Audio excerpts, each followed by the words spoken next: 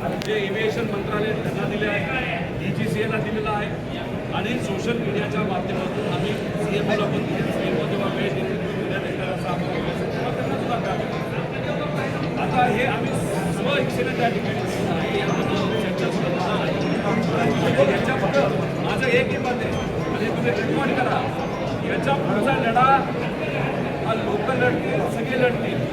जर त्यांच्या पक्षातून त्यांच्या परिवारातून जर मला कोणी आलं आणि म्हणलं जे जे आहे ते आम्हाला दे, आम्ही लढायला तयार आहे. मी सगळे कागद त्यांना द्यायला तयार आहे. त्यांनी लढावं, पण लढलं पाहिजे एवढंच आमचं मत आहे. आणि दादांना न्याय मिळाला पाहिजे त्यासाठी जो कोणी भूमिका घेतो. अमोल मिटकरी त्यांच्या बाजूने भूमिका घेतो. नावाचे आले होते ते भूमिका घेत आहेत. डोंगरेताई तिथं भूमिका घेत आहेत. बाबा पाटील तिथं भूमिका घेत आहेत.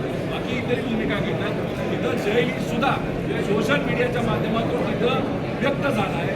ब्लॅक बॉक्सच्या बाबतीत काहीतरी आम्हाला शंका वाटते आणि त्याच्याचबरोबर जे विमान आहे VSR चालवणाऱ्या कंपनी त्याच्यावर आम्हाला शंका आहे. VSR कंपनी बंद झाली आहे असं जय सुद्धा त्या ठिकाणी बोललं आहे. आमचं प्रेझेंटेशन झालं होतं. त्यामुळे याला कोणाला पुढे घेऊन आणि काकींनी CBI इन्क्वायरी मागितली आहे. त्यामुळे आपापल्या लेवलला लढलं पाहिजे पण न्याय मिळाला पाहिजे. ज्या पद्धतीनं